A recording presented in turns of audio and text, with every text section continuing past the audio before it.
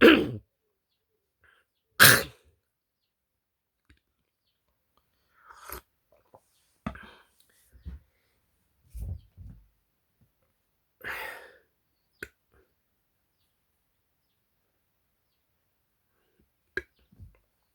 me. Well, apart from when Big Finish decided to make her meet the 4th, 5th, 6th, and 7th, and 8th Doctors, especially the 8th Doctor. Actually, more so the 8th Doctor than any of it. And it's just brilliant, and also really, and it's also pretty fun to see them interacting with this. However, the library is real, and these dreams seem to be the truth. These dreams seem to be the fate. Who's from the St. Trinians in the St. Trinians films? Who, fun fact, which is a name that's plastered throughout episode 9, and it's great build up to see what this is. His grandfather's youngest daughter, great nephew. Then, perhaps. No, she would be. So I guess he's her nephew in a way. Then, and he's come to make her look after her in a way. But the Vashtara. So she. So. There we go. And yeah.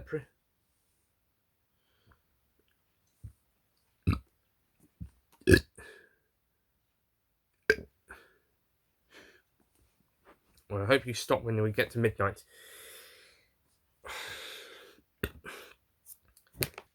And that's a really great ending to the story. This I have to eat my words from Human Nature and the Family of Blood. I have to eat my nature, and the CGI also looks exquisite. Bloody dirt, bloody dust. And the CGI also looks exquisite.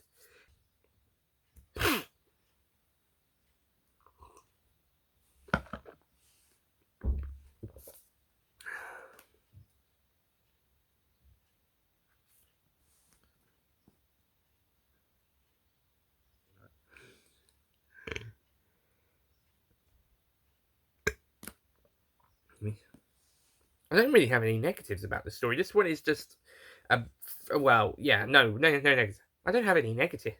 As is, the time can be rewritten, and but yeah, it's. But overall, that's new ending for Science and Library Frost of the Dead review.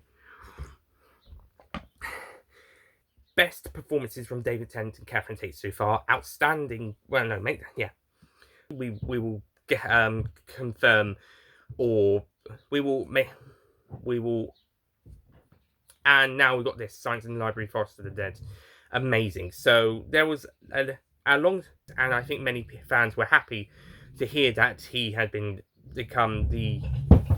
And I think many fans were happy to hear that once. And I think one. So yeah, we'll see what happens next time. So next series we'll see how he takes. As for me personally, I think he has 5 out of the parks in a row, including one when he becomes.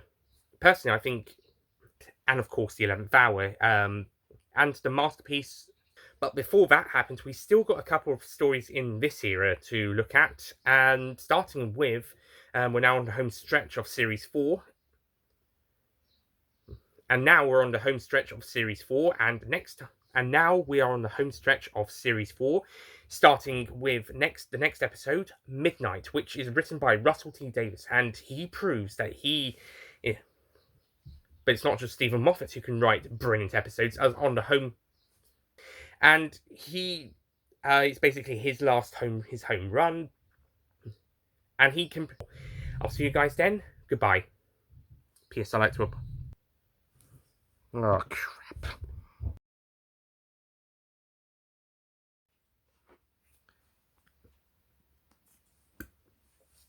This is probably my favourite story of the series, although we'll make that final decision in the ranking.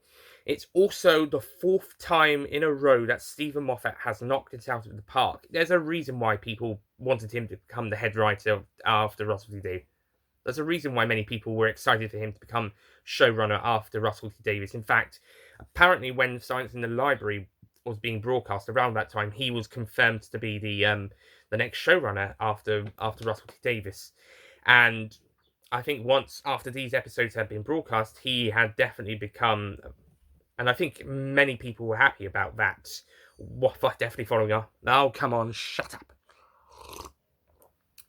And I think once these 2 episodes had aired, I think a lot of people were on board with that idea. I mean, yeah, from context late nowadays, you could probably wonder how.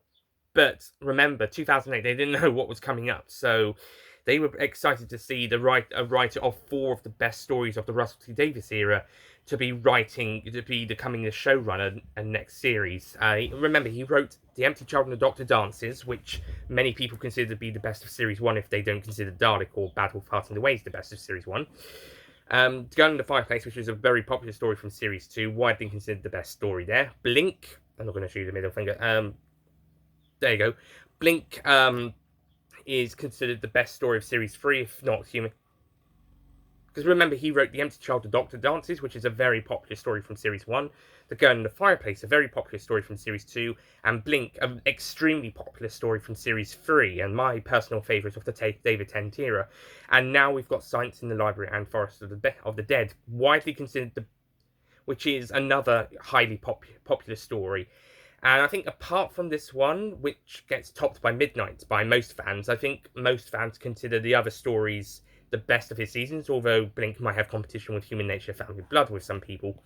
And of course, he also wrote the fun Children Need comic relief special, The Curse of the Fatal Death.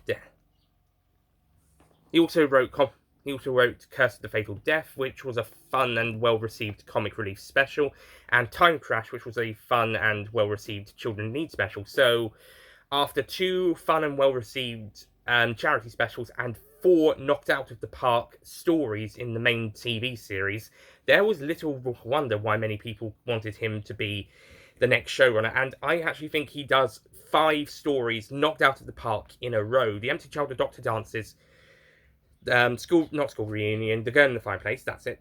The Girl in the Fireplace, Blink, Silence in the Library, Forest of the Dead, Silence in the Library, Forest of the Dead, and his first story as showrunner, which is, of course, the masterpiece known only as The 11th Hour. We'll get to that. So there's no surprise that many fans at the time of 2008 wanted him to be the showrunner and were more than happy for him to be that way. Yeah, and in context now, that is probably the complete opposite. I know some people could even consider him. I know some people consider him the worst showrunner, or one of the worst showrunners at least.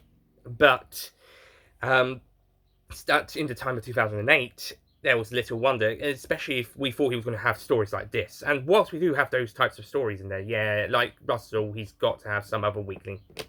But no one's perfect after all, and thankfully there are a few stories like this story in there. And whilst there are a few stories in there, nobody's perfect. He can't churn out gold work every all the time. Yeah. Ah! What is wrong with me?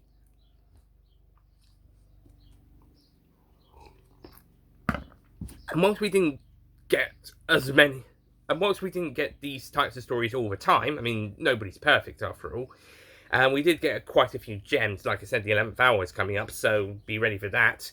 And Series 5 was also very popular, so yeah, he was off to a popular start. But not only is the... I've talked quite a bit about Stephen Moffat for the last couple of minutes now, haven't I? But it's not just him that makes this story amazing. Tennant, Tate, but I've talked about Stephen Moffat for quite a bit for the last couple of minutes now, haven't I?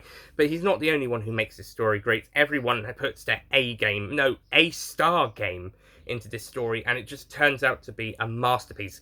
But as far as the writing is concerned, there's a reason why audiences and fans wanted Stephen Moffat to take over from Russell T Davies if Russell was to leave, and were excited to hear him become the next showrunner once Russell had been announced to leave.